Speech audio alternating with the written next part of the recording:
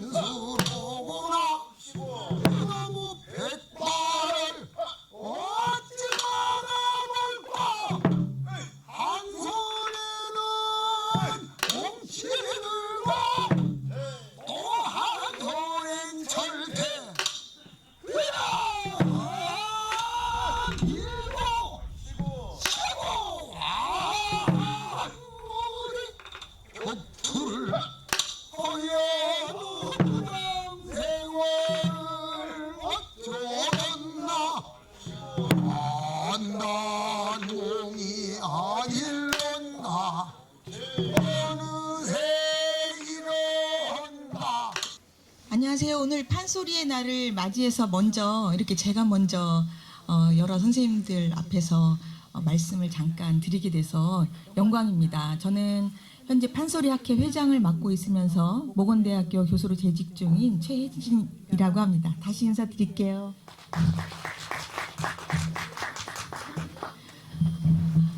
결성 지역은 판소리가 태어난 곳입니다. 판소리 최초의 광대인 최선달, 최예운 선생이 이곳 결성면 성남리에서 태어나서 일생을 소리꾼으로 사시면서 제자를 길렀습니다. 그러한 여러 과정을 그동안 결성농요보존회에서 고증하고 또 기록을 정리를 잘 해놓으셨고, 결성농요의 최예운 선생님의 후예들이 지금도 농요를 배우고 가르치며 이 땅을 지키고 있습니다. 그래서 오늘은 이런 그 판소리 광대 최초의 그 기록으로 남아있는 최선달, 최예운 선생의 업적을 기리면서 이분의 생일이 양력으로 10월 31일이라고 하는데요. 10월 31일을 판소리의 날로 새롭게 선포하고, 앞으로 이 충청 지역의 중고제 판소리가 또 세계로 뻗어나갈 수 있도록 그 중흥의 기틀을 다지는 아주 의미 있는 자리라고 생각합니다. 하지만 제가 이제 이 최선달 관련한 연구를 시작한 지도 몇 년이 되지 않았고, 또 이러한 그 중요한 터전이자 역사적인 자리임에도 불구하고 아직도 전국적으로 아는 분은 많지 않습니다. 충청 지역에서조차 아직 이 최선달, 최예운의 존재를 모르시는 분들도 많이 있고, 또 판소리를 하는 분들도 아마 이 얘기를 많이 못 들으신 것 같아요. 그래서 앞으로 우리가 어떻게 하면 이 충청 지역의 판소리가 역사적으로 얼마나 중요한지를 알리고, 또 이 음악사, 또 판소리사, 예술사에서 한 획을 그었던 이 최예운 선생을 선양하고 또 그 뜻을 이어가는 작업을 할 것이냐, 이런 측면에서 저는 모두의 저의 그 의견을 좀 말씀드리고자 합니다. 먼저 이 최예운 선생에 대해서 좀 간략하게 그 얘기를 좀 해드리면, 아버님이 최춘기 절충장군이시고요. 어머니께서는 광산 김씨신데, 최예운 선생이 1726년 10월 7일 음력으로 10월 7일 날 태어나셨습니다. 이 최춘기라고 하는 아버님, 그러니까 최예운의 아버님은 아들로 둘을 두었는데요. 큰아들이 홍보였고 둘째 아들이 예운이었는데, 이 홍보라고 하는 큰 아들은 족보로 보면 일찍 사망하신 것 같아요. 그래서 후계가 없이 예운 선생 혼자 외아들로 나중에 이제 자손을 두었습니다. 최예운 선생은 밀양 박씨를 부인으로 두었고, 아들로 영득, 영만 두 형제를 낳았고요. 대대로 결성에 살았습니다. 최예운 선생의 생가터도 성남리에 있지만, 지금 묘소도 성남리 내남마을에 있다가 선산 이장을 하면서 금곡리 해동마을에 최씨 선산의 묘소를 다시 조성을 하게 됐죠. 그런데 이 최예운 선생이 살아생전에 명창으로 이름이 났을 뿐만 아니라 가선대부라는 벼슬을 받았습니다. 그래서 이 가선대부라는 벼슬을 받았던 표지석이 원래 그 묘소 앞에 서 있었는데요. 이게 이장을 하면서 그 표지석을 그때 그 원래 묘소 땅에 그냥 묻으셨죠. 그래서 나중에 제가 그거를 보고 그 표지석을 지금 농협 보존에 그 앞뜰에 그 대통령상 받은 비 옆에라도 좀 세우는 게 좋을 것 같다 이렇게 의견을 말씀드렸더니 그 표지석을 지금 그 대통령상 비 옆에다가 같이 세워 놓으셨습니다. 그래서 지금도 가시면 그 글자가 다 이렇게 흐트러져서 이제는 마모가 돼서 잘 보이지 않지만 그 작고 소박하게 생긴 돌 비석이 최선달 어르신이 가선대부라는 벼슬을 받았다는 그런 표지석입니다. 이거는 이제 우리가 최초의 명창이라고 하는 분이 벌써 판소리로 이름이 나고 또 어전에 가서 소리를 하고 또 벼슬을 받았고 또 양반 가문 집안이었다 하는 것이 사실은 이 판소리사적으로는 굉장히 좀 획기적인 일이기도 하고요. 또 처음서부터 양반들이 판소리꾼들 또 일반 방대들하고 같이 어울리고 또 의논하고 하면서 이 판소리라고 하는 새로운 장르를 만든 것이 아닌가 이런 생각이 들어서 어떻게 보면 이 최예훈 선생의 존재는 우리나라 판소리사를 새롭게 바라보는 그런 계기를 만들어준 너무도 중요한 분입니다. 사실은 연구를 하고 싶어도 그 고대 그러니까 지금으로부터 한 300년 전 일이기 때문에요. 기록이 많이 남아있지 않고 또 그 존재를 찾아내기도 어려워서 연구에 그 이 초창기 판소리에 대해서는 연구를 많이 그동안 못했습니다.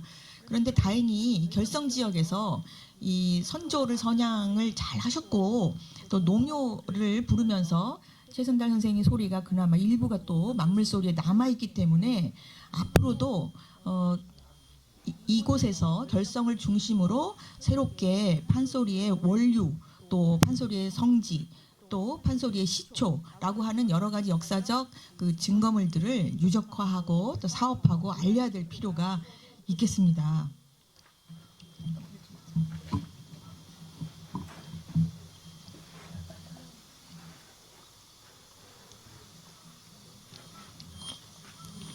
결성농협 보존회 앞에 있는 그 최선달 명창 기념비에는 공께서 어려서부터 공부도 잘하고 총명하였으며 영리하여 안산 칠성단에 매일같이 기도하고 석당산 풍거섬에서 득음하셨으며 악서를 토대로 음악을 익혀 판소리 시창자로 80평생 최선달로 알려졌다. 공께서는 판소리에 전념하시어 하한단보다 앞선 국창이었으며 가선대부 벼슬을 하셨다.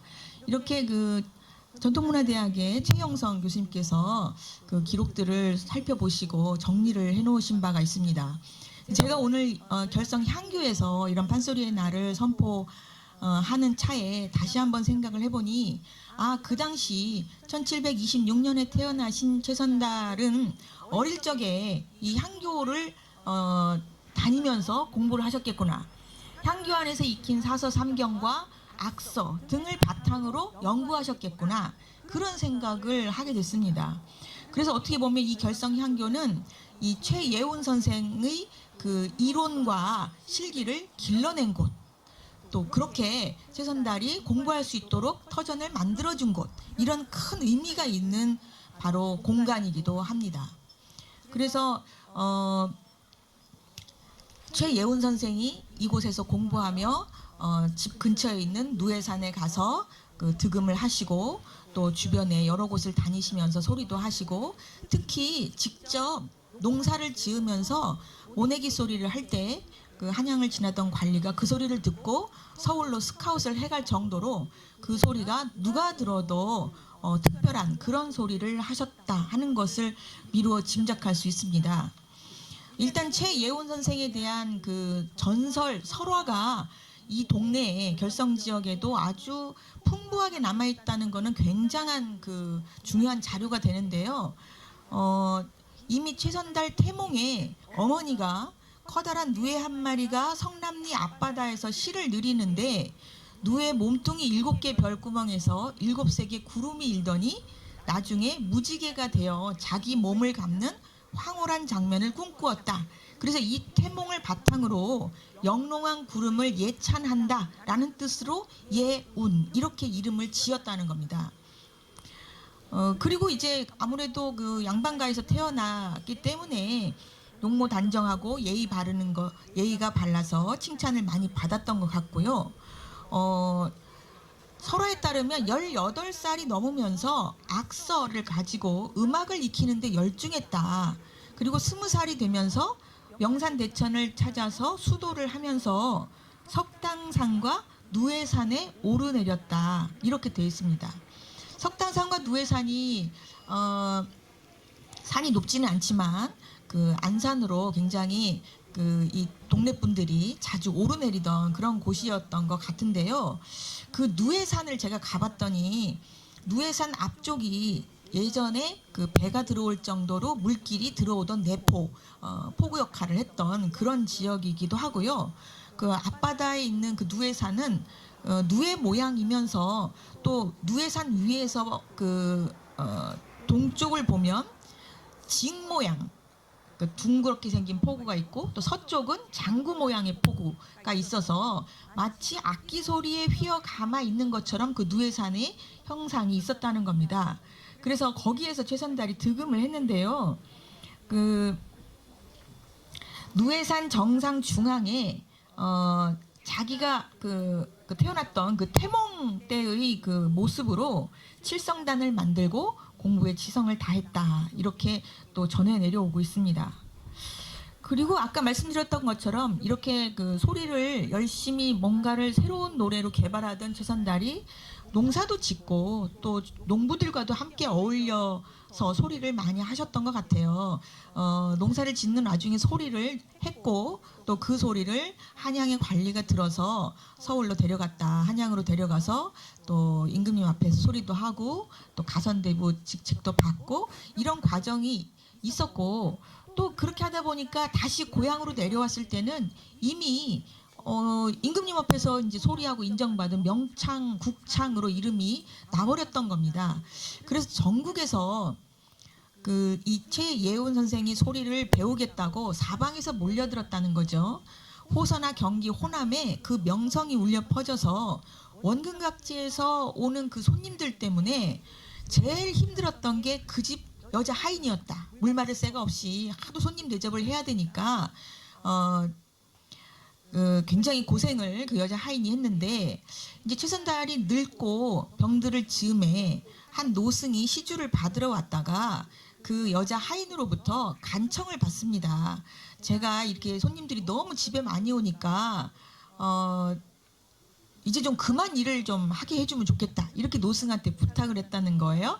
그랬더니 그 스님이 저 누에산 그 앞모랭이 거기가 이제 누에 머리 부근쯤 된다고 하는데요. 거기를 찌르면 이제 손님이 좀 줄어들 거다. 이렇게 말씀을 하고 사라졌대요. 그래서 그 하인이 가서 누에산의 그 앞모랭이를 정으로 찌르고 했더니 그 다음부터는 최선달 집안이 점점 이제 소리 명성 그 이후로는 이제 소리꾼이 태어나지는 않았던 것 같습니다. 그러니까 이제 최예운 선생이 돌아가시고 나서는 손님들도 끊어졌겠죠. 그래서 이후로는 집안이 좀 몰락했다 이렇게 또 이야기가 전해 내려옵니다. 더 중요한 것은 이 최예운 선생이 태어나고 돌아가신 이 성남리라고 하는 지명이 전국의 우리나라 지역 중에 8군데가 있는데요. 이 지역 별성면 성남리만 별성자를 씁니다. 이 별성자가 된 연유도 이 최예운 선생과 연관이 있는 이야기가 전하는데요. 칠성단에 단을 쌓고 최선달이 득음을 했기 때문에 그 득음 자리를 나타내기 위해서 별의 남쪽이다. 그리고 최선달이 악성의 경지에 이르렀다 해서 성남리를 별성자로 개명을 했다. 이런 이야기가 전해 내려옵니다. 근데 이런 이야기는 실제로 그 현재의 지명과도 부합하기도 하고요. 또 이렇게 그 아주 구체적인 이야기들이 지금까지 전해 내려온다는 점은 최예운 어르신이 이미 그 당시에 그 명창으로 이름이 났고 전국적인 명성을 얻었고 또 제자를 길렀다라고 하는 방증입니다. 이렇게 위대하고 중요한 이 최예원 선생이 살았던 이 결성 지역에서 판소리의 중심 그 힘을 가지고 앞으로 전국적으로 국악도 중흥해야 되지만 세계적으로 우리 문화도 알리는데 힘쓰는 그런 본산지 또 원산지가 됐으면 좋겠다 하는 마음입니다. 지금 초기 판소리사에서 이렇게 양반 비가비광대라고 하는데요. 이 양반광대가 등장했다는 점은 이미 판소리의 양반층들이 깊이 영향을 미쳤다.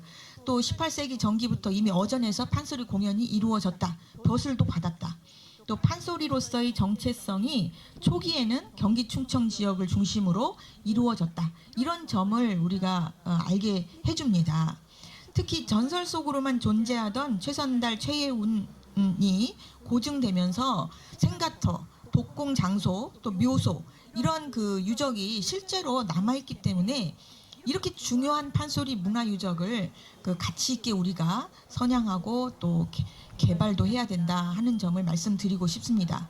이 최초라고 하는 무게는 엄청난 것입니다. 특히 역사적으로 최초는 우리가 늘 기억해야 되는 어떤 그 시작인데요. 최선달, 최예운을 기억해야 되는 의미가 바로 거기에 있는 것입니다. 지금 현재의 판소리가 누구로부터 시작되었냐 할 때 결성 성남리의 최예운으로부터 시작되었다라고 우리는 분명히 얘기할 수 있어야 되고요. 이게 300년이 지나서 유네스코 세계 무형문화유산으로 지정이 되는 그런 그 가치 있는 문화예술로 자리 잡았다 하는 점은 정말 우리가 다시 한번 이 최예운의 존재를 중요하게 생각해야 되는 것입니다. 하지만 지금 이 유적지에 편말 하나가 없습니다. 제가 결성을 드나든 것도 이미 6, 7년 정도가 되는데요. 그동안에 생가터에 편말 하나라도 세우면 좋겠습니다 라고 여러 번 말씀을 드리고 또 여기가 중요하다고 또 많은 분들과 함께 얘기도 나누고 실제 답사도 다니고 했습니다만 현실은 좀 공허하기도 하고 또 편말 하나가 없는 현실이 씁쓸하기도 하고 그렇습니다. 올해도 그 주민자치위원회에서 애초에 좀 그런 그 편말과 선양 사업을 좀 시작을 했으면 좋겠다라고 얘기를 하긴 했지만 또 마음처럼 이게 예산이나 또 이 관이나 이런 데서 뒷받침이 되지 않으면 어렵기 때문에 아직도 이 선양 사업이나 유적 사업이 제대로 되지 않고 있다는 점. 이 점을 좀 잘 생각하시고 앞으로 우리가 더 분발해서 열심히 해야 되지 않을까 이렇게 생각합니다. 최선달 생가지를 판소리 기념관으로 만들 필요가 있습니다. 300년 우리 소리 역사를 이곳으로부터 시작됐다는 것을 꼭 보여주고요. 충청 지역에서 발달한 이 판소리가 판소리의 성지 역할을 할 수 있도록 해야 합니다. 그리고 누에산의 칠성단, 누에 자름목, 또 득음 독공터 이런 결성 지역에 있는 이런 유적들을 묶어서 판소리 둘레길로 조성하는 것도 좋은 일일 것 같습니다. 지금은 제가 최선달에 관해서만 얘기했지만 사실은 홍성에 근대 김창룡 선생이 홍성에 본 적을 두고 여기서 온 가족이 꽤 오래 살았고 또 한성준이라고 하는 명고수, 명엔터테이너 그리고 우리 조선춤을 집대성한 대단한 예술가가 홍성 갈산면에서 또 태어나고 활동을 하셨죠. 그래서 이런 명인 명창들이 이 홍성 지역에 예술적인 업적을 가진 분들이 많지만 아직도 그런 분들에 대한 관심은 좀 적은 것 같습니다. 그래서 문화예술의 도시로 이제 역사문화 관광을 넘어서서 문화예술의 지역으로 거듭날 수 있도록 이런 유적 사업을 한다면 우리는 훌륭한 역사문화 관광의 그런 거점이 될 수 있을 거라고 생각합니다. 지난달에 세계 판소리 협회가 발족을 했고요. 세계인들이 우리 한국으로 와서 판소리를 배우고 또 판소리 대회를 하고 온 세계가 판소리를 할 수 있는 그날이 이제 얼마 남지 않았다 이런 생각을 하고 많은 관련 예술인들이 마음을 합쳤습니다. 그런데 이 세계인들이 와서 그럼 한국의 판소리는 누구로부터 시작되었냐 관광하고 유적지를 답사한다고 할 때 어디를 가야 합니까? 이곳을 와야 합니다. 하지만 아직 이곳에는 갈 만한 곳이 제대로 되지 않았죠. 그래서 그런 점을 앞으로 우리가 함께 그 노력을 해야 될 텐데요. 그 명인 명창들이 그 조선 창극사만 해도 90여 명이 있는데 익산 지역의 그 정정렬로부터 시작해서 근대 명창들이 어느 지역에서 탄생했다는 기록이 한 구절만 있으면 전라도나 경상도 지역은 그 지역을 거의 성역화를 많이 해놓습니다. 그 남원이나 고창 같은 경우는 이미 그 거의 뭐 산 하나를 성지로 만들고, 고창의 경우에는 신재요 독리 정사를 수백억 들여서 지금 복원을 해놨고 판소리 박물관을 벌써 애초에 세워놨고요. 그리고 뭐 구례나 순창이나 순천, 담양, 전주 이런 곳에서는 이 판소리 명창들이 자기 지역에서 태어나거나 활동을 한 흔적만 있으면 그곳을 유적화하는 것을 발빠르게 합니다. 근데 충청 지역은 뭐 홍성만 그런 게 아닙니다. 충청 지역은 아직 좀 갈 길이 멀다 이런 생각이 드네요. 이런 점에서 오늘 10월 31일을 최혜운 명창의 생일이며 판소리가 태어난 날로 삼아 판소리의 날로 제정한 것은 역사적으로 너무너무 뜻깊은 것입니다. 오늘로부터 새롭게 판소리는 우리 전통예술의 아름다움을 알리는 일이 바로 이곳 그 결성 향교로부터 시작되는 것이라고 할 수 있습니다.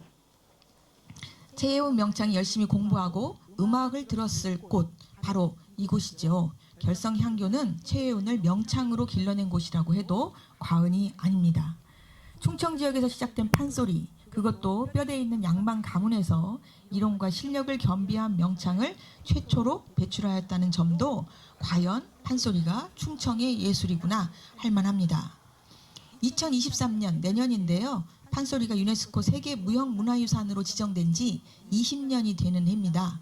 그 시작이 바로 이곳 결성에서 시작되었다는 사실을 기억하고 우리 문화유산을 세계에 알리는 노력이 바로 이곳 결성으로부터 시작되면 좋겠습니다.